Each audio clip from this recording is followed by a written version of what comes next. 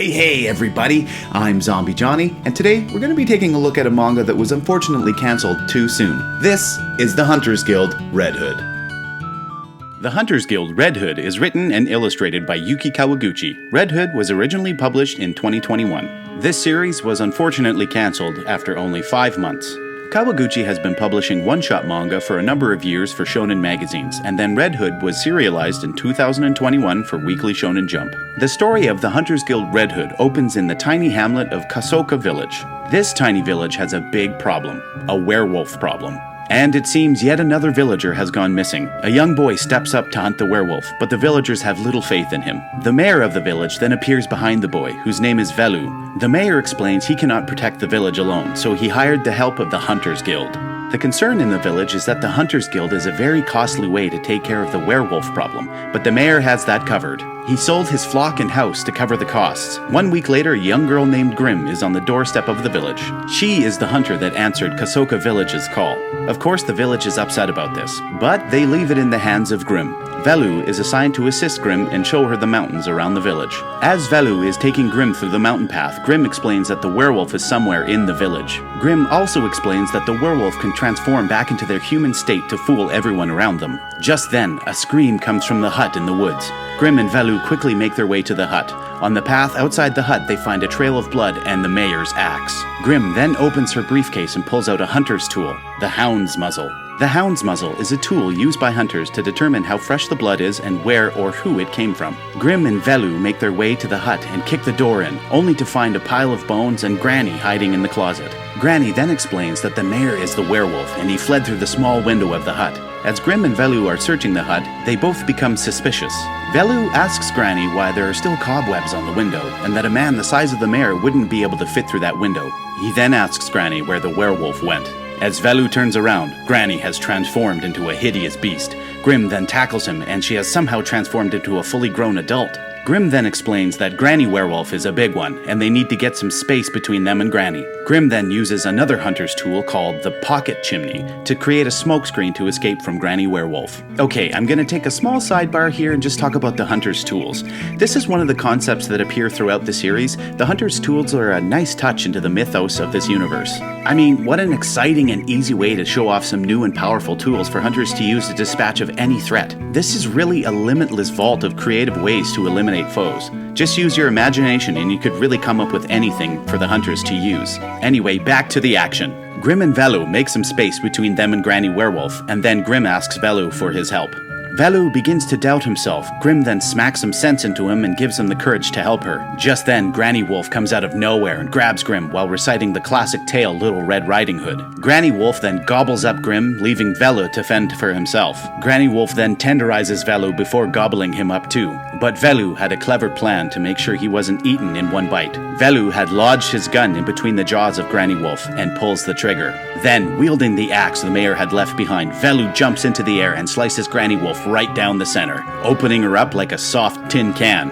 Velu then reaches into the splayed Granny Wolf to retrieve Grimm from her stomach. Grimm then quickly grabs Velu and gains some distance using a grappling hook, moments before the bomb that Grimm had planted in Granny Wolf's stomach goes off. Then boom! Grimm and Velu walk off in the most epic walking away from an explosion scene ever. After defeating Granny Wolf, Grimm gives Velu a proposition. Grimm asks Velu if he would like to become a hunter, and this is where our adventure begins.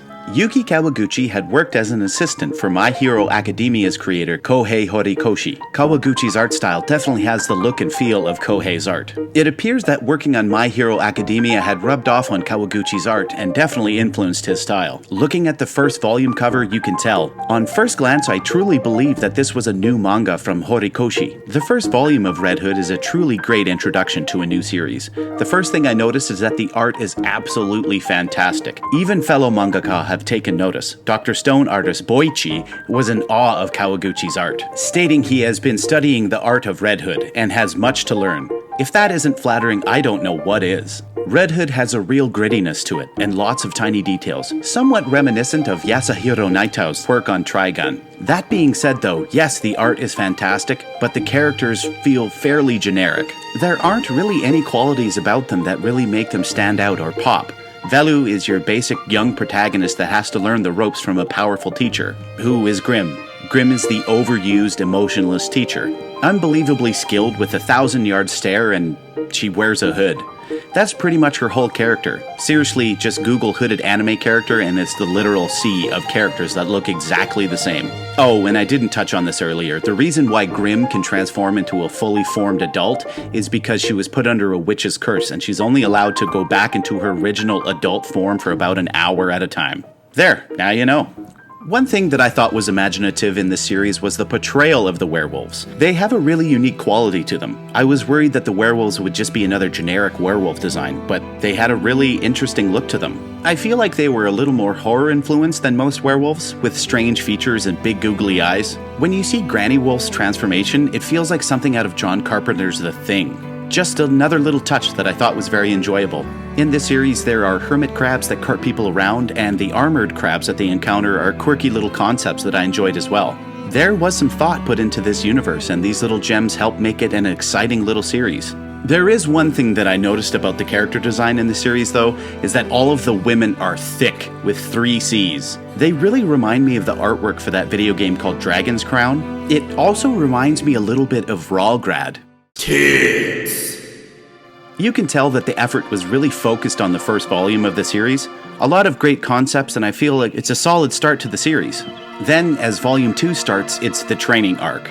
The arc of the series that happens in every single shonen manga. This arc takes place, if not once, but multiple times in any chosen series. In Red Hood, this arc starts and you can already tell that the series is being rushed along. Some new characters are introduced with neat and interesting techniques and powers. Characters that were well thought out and would have made such a cool cast of characters throughout the series. Anyway, the whole of Volume 2 is the training arc and it runs into the first little section of Volume 3. Volume 3 starts off with an excited and happy crew as they have all passed the Hunters Guild training to become full-fledged hunters. But the volume then slowly becomes more somber. Even the expression on Velu's face on the cover of Volume 3 is melancholic. It goes from young and energetic and determined to empty and emotionless. Even the art is just placed on a stark white background. On the back cover there are big bold letters that state Final Volume with Velu's eyes full of sadness beside it. To be honest with you, this series did catch my attention really quickly. I felt this series was right up my alley. Brothers Grimm-inspired tales, a grand adventure to destroy mythological beasts, and it's a fantasy, horror, adventure shonen manga. Come on, it already sank its teeth in me before I even opened the first page. Within the 3 volumes of Red Hood are small one-shot stories that really just pad the page count to make the volumes longer. This series really could have been condensed down into 1, maybe 2 volumes. The back half of Volume 2 has 2 short stories and Volume 3 has the original pitch of Red Hood. So in reality, in Volume 3 you get the conclusion to the series and the first chapter of the series once again. I do feel that Viz Media rushed this out the door to publication just to be able to make some money off it. They didn't even include advertisements in the back of the volumes like every other manga does. I also find it strange how much effort went into the promotion of this series. I was getting ads all over social media for it. And look at the effort that went into the page on Viz Media's website. They even had a promotional trailer made. There was some money sank into the promotion of this series. So, one big point of discussion I would like to get into is the ending of the series. This is where Red Hood becomes very meta. I will say that it is a great and imaginative way to portray your emotions and thoughts on having your series cancelled. The grief and disappointment that Kawaguchi must have felt during this time. Writing these final pages and casting aside all the stories and concepts that he had came up with must have been so difficult. Not to say that some of the ideas can't be carried over into another series, but these ideas came to fruition for the Red Hood series alone. Having a cloaked character talk about the quote-unquote readers are the gods of this world, how the adventures are mere entertainment to these gods, and if you displease these gods, they will destroy your world. How their world would be abandoned if there wasn't enough entertainment. Come on! This is a direct reflection of how Red Hood wasn't getting the appropriate readership to make the story worth continuing. Their world is destroyed because the series was cancelled. What a beautiful and poetic way to close this story out, shutting the pages on their book forever. This is probably the most I've ever written on such a small series. The reason being is because this series was cancelled right before my eyes. I watched it happen in real time, going from ads and promotions of a new series all the way to being shut down only moments after taking its waking breath. I even had the 3rd volume pre-ordered before it came out, fully well knowing that this was the final volume. It is receiving generally favorable reviews. Not anything groundbreaking, but it has some charm that definitely works in its favor. Yes, the story is a bit of a mess and the characters are all basic tropes, but it's sad to see a series that had so much potential get dismissed so quickly. I will say that Yuki Kawaguchi has made a fan out of me. I am seriously hoping that in the near future we will have more series or even one-shot stories from him. This mangaka has great potential and has a great future ahead, and I feel deserves to be serialized in whatever publishing magazine that will pick him up. I seriously hope that Kawaguchi has a new series coming and gets the recognition he deserves. Total page count, 586. Total volumes, 3. Total score? Oh, yes, right, the score. I had to think long and hard about this one, and I think I'm just going to give Red Hood a score of 3 out of 5, 1 for every volume. Sorry, I was just a little distracted by something.